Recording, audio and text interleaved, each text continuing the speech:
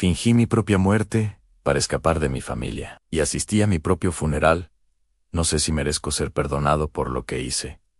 Ni siquiera sé si merezco seguir aquí. Llevo 7 años cargando con un secreto que me consume por dentro, y si no lo cuento ahora, siento que voy a quebrarme. Esta es la historia de la decisión más egoísta y desesperada que alguien puede tomar: en desaparecer por completo de su vida anterior. Mi nombre era Marques Chun. Digo era porque esa identidad ya no existe oficialmente. El 15 de agosto de 2017, según los registros, dejé de existir durante un viaje en el sudeste asiático. Eso es lo que figura en los documentos. Hoy me llamo David Walsh. Vivo en una ciudad pequeña de Nueva Zelanda. Trabajo como carpintero. Tengo barba, algo que Marques nunca tuvo. Uso lentes de contacto de otro color. Cambié mi forma de hablar, mis gestos, incluso mi manera de caminar. Pero por dentro, sigo siendo Marques. Y Marques vive con una culpa constante. Necesito retroceder para explicar por qué alguien haría algo tan extremo. Esto no fue impulsivo. Fue el resultado de 32 años viviendo en una prisión emocional que se hacía más pequeña cada día. Crecí en San Francisco, en lo que desde afuera parecía una familia perfecta. Mi padre era cirujano cardiovascular. Mi madre, abogada corporativa. Dinero nunca faltó. Casa grande, escuelas privadas, vacaciones en Europa. Pero nada de eso importa cuando tus padres no te ven como una persona, sino como un proyecto. Desde que tengo memoria, cada aspecto de mi vida fue controlado. A los 4 años, piano. A los 5, mandarín. A los 6, violín y matemáticas avanzadas. No porque yo lo pidiera, sino porque así se construye un perfil exitoso. Nunca elegí mis amigos. Nunca elegí mis actividades. Nunca elegí quién quería ser. Mi madre tenía una relación complicada con el alcohol, aunque nadie lo decía en voz alta. Por las tardes, parecía tranquila, pero por la noche, todo cambiaba. Criticaba mi postura, mi voz, mis notas. Una vez, a los 12 años, saqué un 93 en un examen. Su reacción fue tan fuerte que todavía la recuerdo con claridad. Después venían las disculpas, los abrazos, las promesas, el mismo ciclo, una y otra vez. Mi padre era distinto, pero igual de dañino. Nunca levantó la mano, no usaba palabras. Esto es decepcionante, Marques. Esa frase se me quedó grabada para siempre. Tenía una hermana menor, Lelis. Ella era la favorita. Podía hacer cosas que a mí me habrían costado castigos severos. A veces me culpaba de errores suyos, y yo siempre terminaba pagando. Crecí sintiéndome invisible y atrapado. Soñaba con escapar. Creí que la universidad sería mi salida, pero no lo fue en llamadas constantes. Control de horarios, supervisión permanente. Incluso seguían mi ubicación por seguridad. Aparecían sin avisar. Una vez encontraron una bebida en mi habitación. Tenía 19 años. Me castigaron quitándome apoyo económico. Yo quería estudiar arquitectura, dibujar edificios, imaginar espacios. Ellos eligieron biología en medicina, el mismo camino de siempre. En segundo año, conocí a Serra. Estudiaba arte, pelo corto, colores llamativos, tatuajes, todo lo que mis padres jamás habrían aceptado. Y la amé desde el primer momento. Con ella podía ser yo. La relación duró 1 año en secreto. Fue el año más feliz de mi vida, hasta que mis padres contrataron a alguien para vigilarme. Me mostraron pruebas como si hubiera cometido un error imperdonable. El ultimátum fue claro: en ella o la familia. Dependía de ellos para todo. Tenía miedo y tomé la peor decisión. Terminé con Serra por mensaje. Ella solo respondió: sabía que lo harías. Esas palabras nunca se fueron. Después de eso, dejé de resistirme. Me convertí en lo que esperaban entré a medicina. Me comprometí con Jennifer, alguien aprobada por mi familia. No la amaba, pero encajaba. A los 28 años, tenía una vida perfecta en apariencia y un vacío enorme por dentro. Empecé a tener crisis de ansiedad, sensación de ahogo en pensamientos oscuros, deseos constantes de desaparecer. A la boda se acercaba. Todo estaba decidido por otros. Yo no tenía voz. Nunca la tuve. 2 meses antes del evento, colapsé en el hospital. Me quedé inmóvil en un pasillo, llorando sin control. Me dieron una licencia obligatoria. Mis padres estaban más preocupados por la imagen que por mí. Fue ahí cuando entendí algo aterrador. No quería esa vida, y la única forma real de escapar era borrar mi identidad. Empecé a planear todo en silencio, investigando, guardando dinero poco a poco, aprendiendo cómo alguien puede desaparecer legalmente. Y entonces apareció la oportunidad perfecta. Jennifer propuso un viaje antes del casamiento. Sudeste asiático, un lugar donde los accidentes turísticos no generan demasiadas preguntas. Un lugar donde alguien puede desaparecer. Ahí fue cuando decidí dejar atrás a Marques Chun. Esta es solo la primera parte de mi historia. Si te sientes identificado con la presión o la falta de control en tu vida, recuerda que no estás solo, y que buscar ayuda profesional es un paso valiente. Gracias por escucharme. Les dije a todos que necesitaba un viaje solo antes de la boda, que tenía que aclarar mi mente. Jennifer se molestó, pero mis padres, sorprendentemente, me apoyaron. Creían que ese viaje me ordenaría y que volvería listo para cumplir con lo que esperaban de mí. Llegué al sudeste asiático en julio de 2017. Todo estaba planeado con una precisión casi obsesiva. Meses antes, había contactado a una persona que se dedicaba a ayudar a gente a desaparecer. No fue barato, pero llevaba tiempo guardando dinero sin que mi familia se diera cuenta. El plan, visto desde afuera, parecía simple. Me registraría para una actividad turística muy común, crearía un escenario creíble y desaparecería sin dejar rastros claros. No habría un cuerpo, solo la suposición de un accidente. Durante los primeros días, algo inesperado ocurrió. Sentí una calma que no conocía. Caminaba por las calles, comía en puestos callejeros, hablaba con desconocidos. Nadie sabía quién era. Nadie esperaba nada de mí. Era una sensación completamente nueva. Existir sin presión. Pasé una semana generando un rastro normal en fotos, publicaciones en redes, mensajes. La vida común de alguien de vacaciones. La última imagen que mi familia vería de mí sería sonriendo, sin saber que era mi despedida definitiva. La noche anterior al gran día, casi no dormí. Pensé en Jennifer, en mis compañeros, en las pocas personas que alguna vez se acercaron a mí. De verdad. Pensé en mi familia y sentí algo distinto a la culpa.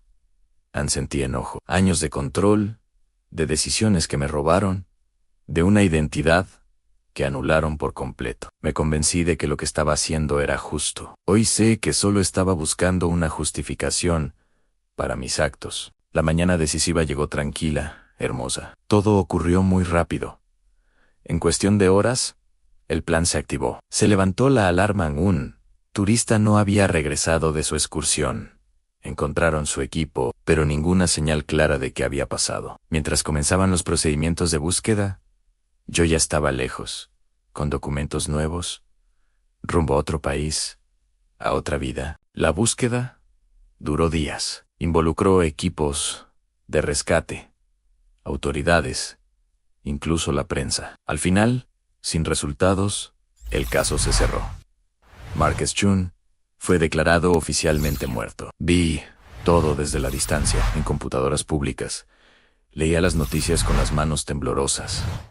Vi a mis padres frente a las cámaras, a mi madre llorando desconsoladamente, a mi padre intentando mantenerse firme, pero con la mirada perdida. Vi a Jennifer hablando de nuestra boda, que estaba tan cerca, completamente devastada. Ahí, en ese momento, entendí el verdadero alcance de lo que había hecho. No solo había escapado, había provocado un dolor real, profundo, irreversible. Estuve a punto de volver, de confesar todo, pero la persona que me ayudó me dijo algo que se me grabó a fuego. Así regresaba ahora, el daño ya hecho no se borraría, solo se duplicaría. Así que seguí adelante. Llegué a Nueva Zelanda como otra persona. Un apartamento pequeño, un trabajo manual, una vida silenciosa. Los primeros meses fueron un infierno. Despertar cada mañana y recordar que estaba muerto. Tenía crisis constantes, una culpa que me carcomía y pensamientos muy oscuros. Con el tiempo, empecé a reconstruirme lentamente. Aprendí un oficio, trabajar con las manos me devolvió algo de paz. Hice amistades desde cero, gente que no preguntaba demasiado, que no quería saber nada del pasado. Años después, conocí a Eman. Ella era tranquila, amable y tenía su propia historia de pérdidas. Nos acercamos despacio. Por primera vez en mi vida, me enamoré de verdad. Nos casamos, pero ella ama a alguien que no existe del todo. Nuestra relación se sostiene sobre una mentira enorme. Durante 7 años, no busqué a nadie de mi vida anterior. Me obligué a no mirar atrás, a no remover el pasado, hasta que algo dentro de mí se quebró. Una noche, estando solo, busqué mi antiguo nombre en internet y encontré algo que jamás debía haber visto. El video de mi propio funeral. Lo vi en una vez. Y después, muchas más han. La iglesia estaba llena. Mi ataúd, vacío. Había fotos de mi vida por todas partes. Reconocí a muchas personas. Jennifer estaba en primera fila. Mis padres, a su lado Ann y mi hermana. Estaba destruida, mucho más afectada de lo que jamás imaginé. Escuché los discursos, palabras sobre mí que nunca me dijeron en vida. Y entonces, habló mi padre. Por primera vez, lo vi completamente vulnerable. Admitió que había sido duro conmigo, que esperaba demasiado, que nunca supo cómo demostrar amor. Dijo que una vez, poco antes de mi muerte, me había dicho que estaba orgulloso de mí y que se arrepentía de no haberlo hecho siempre. Y entonces, lloró frente a todos. Y ahí, viendo mi propio funeral, entendí algo devastador. Tal vez desaparecí justo cuando por fin estaban empezando a verme. Me tomó casi 20 minutos poder continuar el video. Cuando finalmente lo hice, mi madre estaba subiendo al frente. Se veía distinta, más pequeña, más frágil a no como la recordaba. Dijo que no había preparado nada, que cada vez que intentaba escribir sobre mí, las palabras no le salían a su voz. Temblaba. Contó que yo fui su primer hijo, que cuando nací juró darme todo lo mejor, las mejores oportunidades, el mejor futuro, que pensó que exigir perfección era una forma de amor. Pero entonces se quebró. Dijo que en algún momento olvidó decirme que ya era suficiente, que no tenía que demostrar nada para merecer amor, que no tenía que ganarme mi lugar, porque siempre lo había tenido. Habló de la última vez que me vio, dijo que me notó tenso, ansioso, pero que no preguntó nada, que me dijo que exageraba aunque no me abrazó, que simplemente me dejó ir. Y dijo algo que todavía me duele. Recordarán que daría cualquier cosa por tener un minuto más conmigo. Un solo minuto para pedirme perdón y decirme cuánto me amaba. Se desmoronó frente a todos. A mi padre la sostuvo. La iglesia quedó en silencio absoluto. Tuve que pausar otra vez. No podía respirar. Durante toda mi vida había esperado escuchar esas palabras, y solo llegaron porque pensaban que yo ya no estaba. Después habló Jennifer, contó sobre nuestro futuro, sabrá la boda, sobre los planes. Habló de mí como su gran amor. Yo sabía que no era del todo cierto. Nuestra relación había sido correcta, segura, aprobada, pero ahí estaba, aferrándose a esa versión porque era lo único que le quedaba. Luego subió Lelish, mi hermana, la persona que más me había hecho sentir solo durante años, dijo que me había odiado, que pensaba que yo tenía toda la atención, que no entendía la presión bajo la que vivía. Admitió que me hizo la vida más difícil por celos, por inmadurez. Confesó que la última vez que hablamos discutimos, que dijo algo horrible, algo que nunca pudo perdonarse. Y ahora Entendía lo que había perdido. La vi llorar como nunca la había visto, y entendí que mi desaparición había dejado heridas que nunca cerrarían del todo. El resto del servicio pasó como un ruido lejano, personas hablando de mí como estudiante, como profesional, como promesa. Nadie habló del niño asustado, del joven atrapado, de la persona que nunca pudo ser libre. El video terminó con todos cantando mientras llevaban un ataúd vacío. La cámara mostró a mi familia abrazándose, rotos, y ahí, sentado solo en mi casa al otro lado del mundo, entendí la verdad. No escapé de mi dolor. Lo repartí, transferí todo lo que había sufrido a cada persona que alguna vez me quiso. Durante semanas estuve perdido. No dormía, no comía bien. Emma notó que algo no estaba bien y le mentí otra vez. Empecé a investigar qué había sido de ellos. Mi padre dejó su carrera poco después. Empezó a ayudar a otros. A hablar de cosas que nunca quiso ver. Mi madre cambió profundamente su vida. Habla ahora sobre duelo, sobre errores, sobre amor no expresado. Jennifer siguió adelante. Formó una familia ansano, Ann Lily. Entró en terapia. Hoy ayuda a jóvenes que viven bajo presión familiar. Y entonces encontré algo que me destrozó. Habían creado una fundación con mi nombre para apoyar a estudiantes de medicina que se sienten abrumados, perdidos, solos. Han ayudado a cientos de personas. Han cambiado vidas. To Do Is Been, construido sobre una mentira, sobre una culpa que nunca debieron cargar. Emma me encontró llorando frente a la pantalla. Me preguntó qué pasaba. Casi se lo cuento todo a Casi, pero no pude. Solo dijo que estaba bien, que no tenía que hablar si no quería. Me abrazó Ann, y su abrazo se sintió inmerecido, porque ella ama a alguien que no existe del todo. Y yo sigo viviendo una vida construida sobre una ausencia.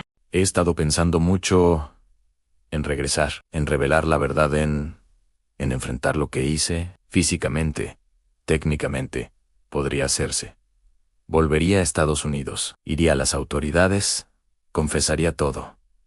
Habría consecuencias legales, por supuesto. Documentos falsos, identidades creados, años de mentiras sostenidas con precisión quirúrgica. Probablemente perdería todo lo que construí aquí. Tal vez incluso mi libertad durante un tiempo. Pero no es eso lo que más me paraliza. Lo que realmente me aterra es enfrentar a mi familia, ver sus rostros, cuando entiendan que no perdieron a su hijo, a su hermano, a su prometido, sino que fui yo quien decidió desaparecer, que no fue el destino ni un accidente lo que los destruyó, sino una decisión consciente mía. Imagino a mi madre, sobria por primera vez en décadas, dándose cuenta de que gran parte de su crecimiento personal nació del dolor más grande de su vida, un dolor basado en una mentira. Me pregunto si eso la quebraría de nuevo, si todo su esfuerzo se vendría abajo al descubrir que sanó alrededor de una ausencia que nunca fue real. Imagino a mi padre,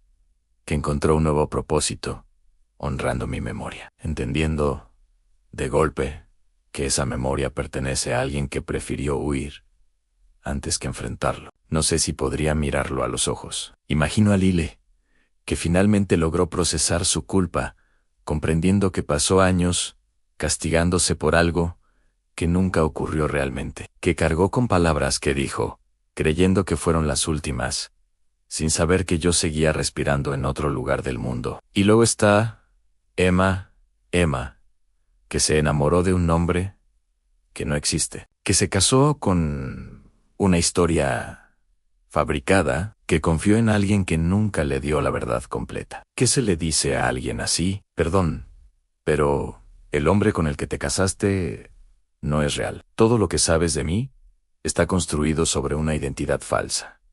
Nuestro matrimonio nació de una mentira perdería todo. Esta vez, sin excusas, y lo peor es que sería completamente merecido. A veces pienso en contarle solo a ella, sentarme frente a Emma y decirle todo. Dejar que decida qué hacer con la verdad. Pero incluso eso se siente injusto. Sería pasarle el peso de una decisión imposible. Obligarla a cargar con un secreto que puede destruirla también. Otras veces pienso en escribir una carta a mi familia, no para pedir perdón, porque no existe un perdón que alcance, sino para darles algo que nunca tuvieron en contexto, en explicaciones, la verdad completa. Decirles que no fue su culpa, que aunque cometieron errores, yo tomé uno peor, pero que lograría eso realmente. Ahora mismo están sanando, lentamente, con dolor, pero avanzando. ¿Tengo derecho a arrancarles eso, solo para aliviar mi conciencia? No hay decisiones buenas aquí, solo versiones distintas de daño. Esta mañana, Emma me preguntó si quería que empecemos a pensar en formar una familia. Llevamos 1 año casados, tenemos más de 30. Para ella, es una conversación natural, esperable. Le dije que necesitaba más tiempo, que todavía me estaba adaptando. Otra mentira más, Ann. La verdad es que no puedo traer a alguien nuevo a este mundo mientras vive escondido. No puedo ser padre cuando yo mismo no soy capaz de existir con mi nombre real. No puedo construir una historia familiar basada en silencios, omisiones y versiones editadas de mí mismo. Pero tampoco puedo seguir postergando sin explicaciones. Eventualmente, las preguntas llegan. Siempre llegan.